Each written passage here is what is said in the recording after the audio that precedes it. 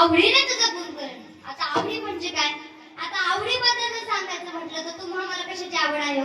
बोलत चला मला म्हणलं. तुम्हा मला कशाची आवड आहे? तसंच माझ्या संतांना कशाची आवड आहे? तर माझ्या संतांना देवाचं गुण गाण्याची, देवाची भक्ती करण्याची माझ्या संतांना आवड आहे. आपल्याला कशाची आवड आहे? पैशाची, दागिन्याची, एखाद्या वस्तूची आपल्याला आवड असते. माणसाच्या मनामध्ये हा लालचपणा असतो. संसारात प्रामुख्याने पैसा लागतो. लोकांना काय आवडतो? पैसाच आवडतो. त्या पैशासाठी लोक दुसऱ्याचा जीवही देऊ शकतात, स्वतःचाही जीव देऊ शकतात. बघा, 4 चोर असतात बरं का, लक्ष देऊ का? 4 चोर असतात. चौघ सुद्धा चोरी करतात आणि एका जंगलामध्ये जाऊन एका झाडाखाली बसतात. बरं, एका झाडाखाली जाऊन बसतात आणि त्यावेळेस त्यातला एक म्हणतो, का रे एवढी मोठी चोरी केली, आता काहीतरी खायचं बघा. त्यातला एक म्हणतोय, काम करा, दोघं जण पाणी आणायला जा, दोघं जण काहीतरी खायला आणायला. दोघं जण मिठाई आणायला गेले आणि दोघं जण पाणी आणायला गेले. मग जाता जाता ह्या दोघांचाही विषय झाला. चौघा जणांमध्ये वाटणी करण्यापेक्षा दोघांमध्ये झालेली किती बरी होईल? बरी होईल ना? बोलत चला मला म्हणलं बरी होईल का? चौघांमध्ये वाटणी होण्यापेक्षा दोघांमध्ये झालेली किती बरी? मग ते दोघं तर मिठाई आणायला गेलेले म्हणू लागले, आपण एक काम करू, जाताना त्या मिठाईमध्ये त्या दोघांना विष घालून देऊ, म्हणजे ते मरून जातील, आपल्या दोघांत वाटणी होईल. इकडे ते विचार करतात, ते आल्यानंतर आपण त्यांना मदतीसाठी बोलू आणि या विहिरीत ढकलून देऊ, मग आपल्या दोघांत वाटणी करू. दोघांचाही प्लॅन होतो. ते ठरल्याप्रमाणे येतात, मिठाई झाडाखाली ठेवणार, ते तिकडून बोलवतात, अरे इकडे या. ते दोघेही तिकडे जातात, मदतीसाठी उठून जातात. ते दोघं जण त्याला विहिरीत ढकलून देतात. विहिरीत ढकलून देतात आणि विहिरीत ढकलून दिल्याच्या नंतर ते येऊन बसतात आणि वाटणी करायला सुरू असते. मग त्यातलं एक म्हणतो, का रे एवढ्या लांब न जाऊन त्याने मिठाई आणली, अगोदर मिठाई खाऊ आणि नंतर वाटणी करू. मिठाई खाल्ल्यानंतर या दोघांचाही जीव गेला. सांगण्याचं असंच झालं की विठ्ठल विठ्ठल.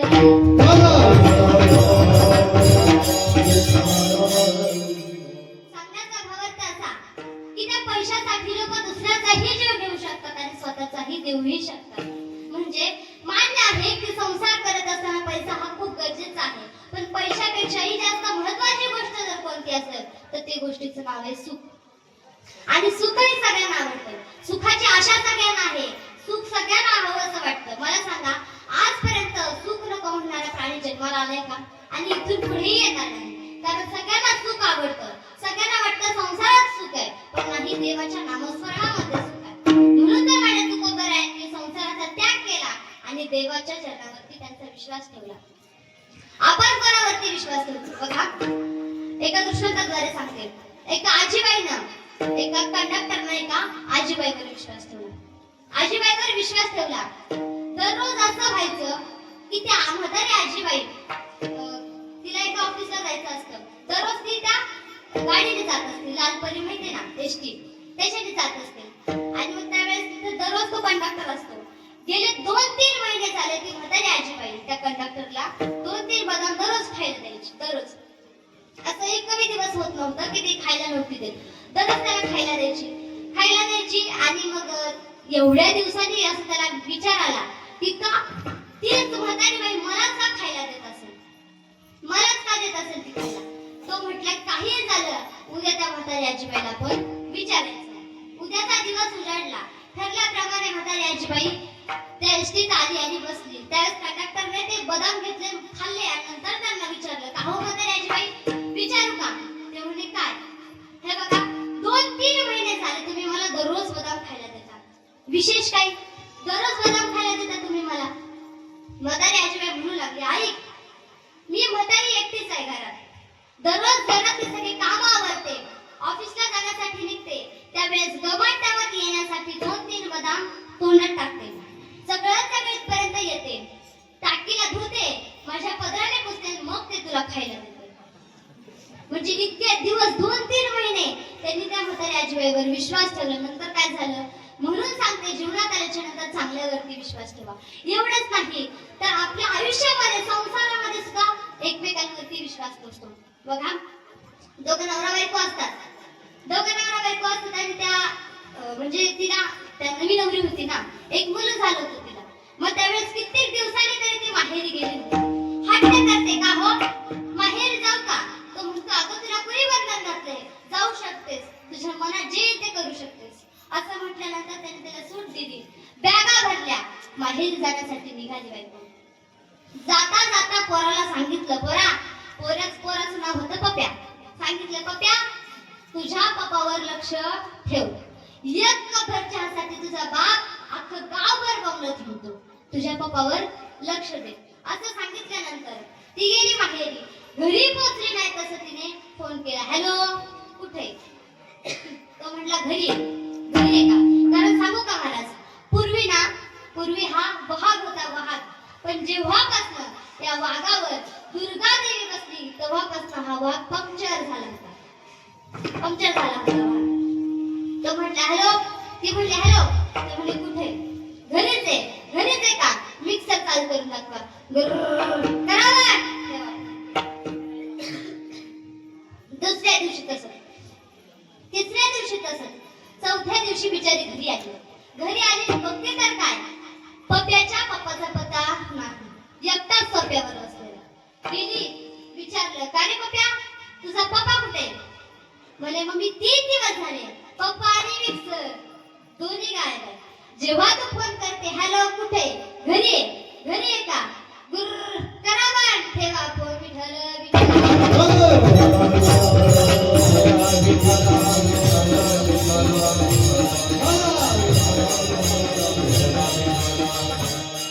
म्हणजे जीवनामध्ये विश्वास ठेवायला लाईक पत्र असेल काही ठिकाण नाही. म्हणून माझ्या तुकोबरांनी देवाच्या चरणावरती संताची हे बाई, संताची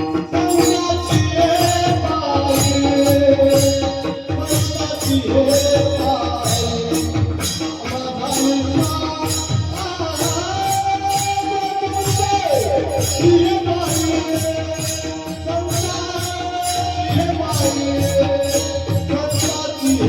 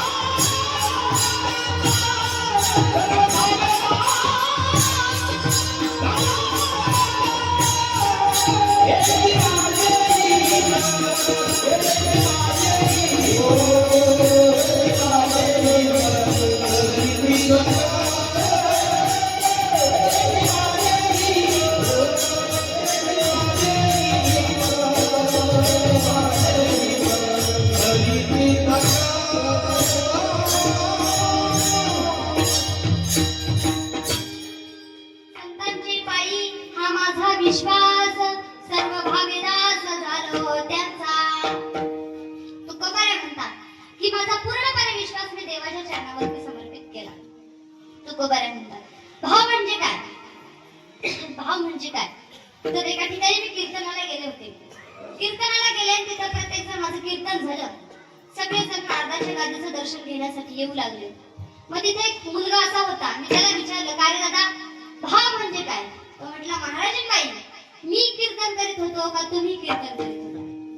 मला वाटलं हे पोरगं लय आगाव आहे. मी त्याला काही विचारलं नाही, फक्त एवढंच विचारलं की बाबा तुझा जन्म कोणत्या वारी झाला?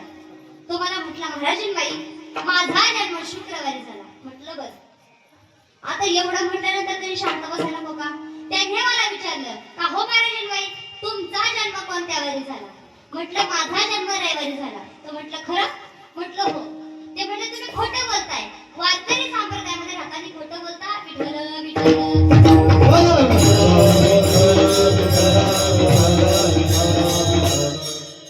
वारकरी संप्रदायामध्ये राहताना खोटं बोलता.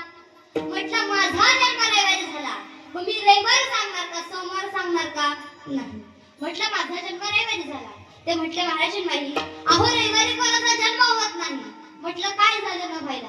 ते म्हटलं, अहो रविवारी तर सुट्टी असती. आता मला सांगा, त्या सुट्टीचा आणि त्या जन्माचा काही संबंध आहे का? विठ्ठल विठ्ठल.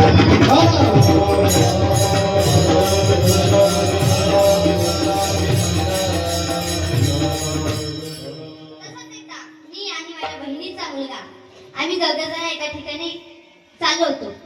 जात असताना त्याने मला विचारलं, का ग मावशी, समोर एक प्रेत यात्रा येत होती. प्रेत यात्रेत होती. मला म्हटले का ग मावशी, समोरून येते ते काय आहे? म्हटलं बाळा ती प्रेत यात्रा आहे. तो म्हटला म्हणजे? म्हटलं बाळा तू छोटा आहेस तुला आणखीन काही माहित नाही. तो म्हटला अगं मावशी मला सांग ना. हट्ट करू लागला. मी त्याला सांगितलं जेव्हा त्याचं काही दुखत असतं, त्याचं काही कारण असतं, तेव्हा तो देवाघरी जातो. असं सांगितल्यानंतर त्याने शांत बसायला होतं. नंतर त्यांनी मला विचारलं का ग मावशी, मग अशीच प्रेत यात्रा तुमची कधी जाणार आहे? त्यांनी मला विचारलं. आता एवढं म्हटल्यानंतर शांत बसायला पाहिजे होतं. तसंच प्रसंगात प्रसंग आठवला म्हणून सांगून जाईल महाराज. एका ठिकाणी आम्ही आळंदीमध्ये एकादशी निमित्त आम्ही सगळी काकडा सुरू होता आमचा. काकडा सुरू होता. आम्ही सगळे भजनी मंडळी काकडा करत होतो. आणि त्यावेळेस आम्ही ज्या मंदिरात बसलो होतो तिथं आमचा सगळ्यांचा काकडा सुरू होता. आणि काकड्यात आमचा अभंग सुरू होता. पूर्वजांनी पाप केलं अभंग सुरू होता. आणि आम्ही ज्या मंदिरात बसलो होतो त्याच्या साईडला एक वडाचं झाड होतं. आणि त्या वडाच्या झाडाच्या साईडला एक कट्टा होता. त्या कट्ट्यावर काही टुक्कार म्हणजे टवाळकी पोरं काही बसली होती. आम्ही सगळे वारकरी म्हणायचो पूर्वजांनी पाप केले, कट्ट्यावर बसलेली टवाळकी पोरं म्हणायची, म्हणून आळंदीला चालेल असं. आता मला सांगा पूर्वजन्मी पाप केलं म्हणून आळंदीला गेलं का हो? काही तर पूर्वजन्माचं पुण्य केलं म्हणून आळंदीला गेलो. विठ्ठल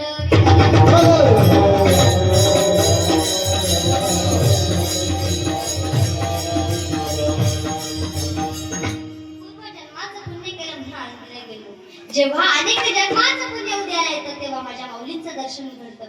अनेक जन्माचे सुकृत पदरे त्याच्या मुखे हरी पैठा होय. आपला विषय काय सुरू होता की भाव म्हणजे काय? तर भाव म्हणजे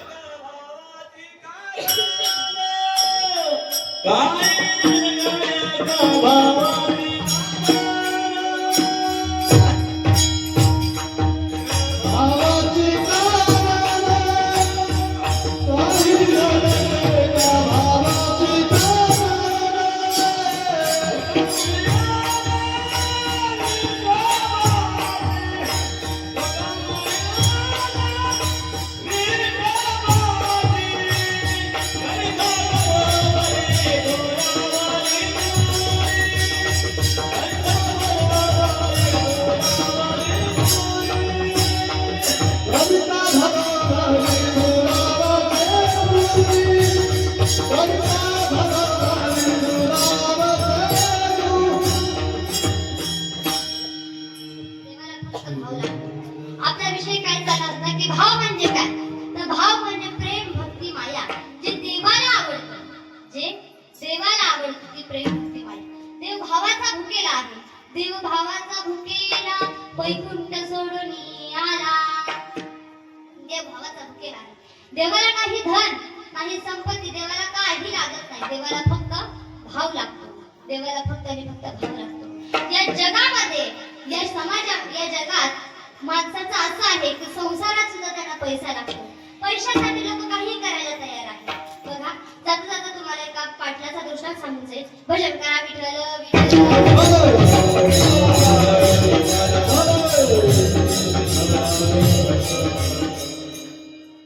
बघा महाराज, एका गावामध्ये एक कंजूस पाटील होता. कंजूस पाटील होता.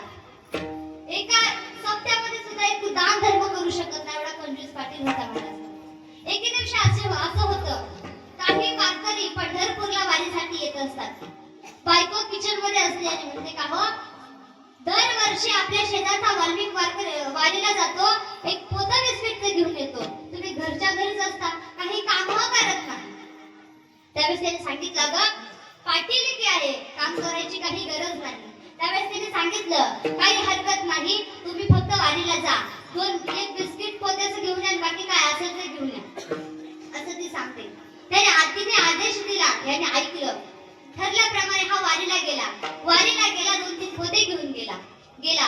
पहिला मुक्काम झाला. त्यावेळेस पहिल्या मुक्कामा दिवशी त्याने काय केलं, सगळ्या वारकऱ्यांना बिस्किट वाटलेली होती. त्याने रात्री त्या वारकऱ्यांची सगळी बिस्किटे घेतली, एक पोतं बिस्किटचं भरलं आणि एका रूम वरती नेऊन ठेवलं. दुसऱ्या दिवशी असं झालं की दुसऱ्या दिवशी त्या वारकऱ्यांचा उपवास होता, म्हणून त्यांना लाचगिऱ्याचे लाडू आणि ते बट्टे असतात ते त्यांना दिलं होतं. त्यावेळेस काही वारकरी खात असतात, काही वारकरी खात नाही असं असतं. मग त्यावेळेस त्यांनी काय केलं, लाचगिऱ्याचे लाडू आणि बट्ट्या हे गोळा केलं. अख्खं जेवढं पोतं भरलं त्या रूमवरती नेऊन ठेवलं. दुसऱ्या दिवशी रात्र झाली. रात्री काय केलं, सगळ्या वारकऱ्यांना, काही वारकऱ्यांना आपल्या चष्मे असतात नंबरचे, नंबरचे चष्मे त्यांनी गोळा करायला सुरुवात केली. का तर मेहुणीला गिफ्ट देता येत नंबरचे चष्मे त्यांनी गोळा केले आणि पोतं भरलं. दुसऱ्या दिवशी जेव्हा ते लोक पंढरपूरला, वारकरी सगळे पंढरपूरला पोहोचले, त्यावेळेस अख्ख्या वारकरी तेव्हा पाऊस बरसतो. माझ्या वारकऱ्यांना नाचता तरी कुठे येते, माझ्या वारकऱ्यांना चपला घालून नाचता येत नाही, म्हणून ते चपला काढून नाचत असतात. त्यावेळेस आमचे वारकरी कसे असतात, एक चप्पल इथं काढली तर एक चप्पल 1 किलोमीटर अंतरावर सोडतात घसरत. मग ह्याने दुपारचा कार्यक्रम सुरू केला, चपलाच्या जोड्या लावून. ह्या चपलीची जोडी कुठे गेली, चपला जोडायला, चपलाच्या शोधण्याचा त्याचा कार्यक्रम सुरू झाला. चपला शोधल्या, तीही पोतं भरलं, रूमवरती नेऊन ठेवलं. महाराज 3-4 दिवस झाले त्यांनी आंघोळ केली नव्हती. एकाचं साबण घेतलं, एकाचं टॉवेल घेतलं, चंद्रभागे मागे उडी मारली. तसा बाहेर आला तसा माझा वासुदेव म्हणजेच पांडुरंग परमात्मा माझा वासुदेवाच्या रूपात आला आणि म्हणू लागला, पाटील 1 रुपया. पाटील म्हणला, हे बघ, माझं जे काय आहे ते सगळं रूमवर आहे, एक दमडी सुद्धा मी ताणली नाहीये, तुला जर काही हवंच असेल तर तुम्ही माझ्या रूमवरती या. असं सांगितल्यानंतर पाटलाने पत्ता दिला आणि पाटील निघून आला. आता पाटलाला काय वाटेल, 1 रुपयासाठी वासुदेव काय रूमवर येणार आहे का, नाही. तर पाटील बिनधास्त होता. पाटलाने बॅग सगळ्या भरल्या आणि इकडे गावाकडे येण्यासाठी निघाला. जसं त्याने दार खोलणार तसंच वासुदेवाने दार ठोकले. त्यावेळेस वासुदेव दिसला, म्हणू लागले, पाटील 1 रुपया. म्हणले, वासुदेव म्हणू लागले, पाटील 1 रुपया. पाटील म्हटले, हे बघा, माझ्या मुलाबाळांसाठी सगळं काही घेतलंय, तुम्हाला आता 1 रुपया सुद्धा द्यायला माझ्याकडे पैसे नाही. जर तुम्हाला खरंच हवे असतील तर तुम्ही माझ्या कुठे या, वाड्यावर या.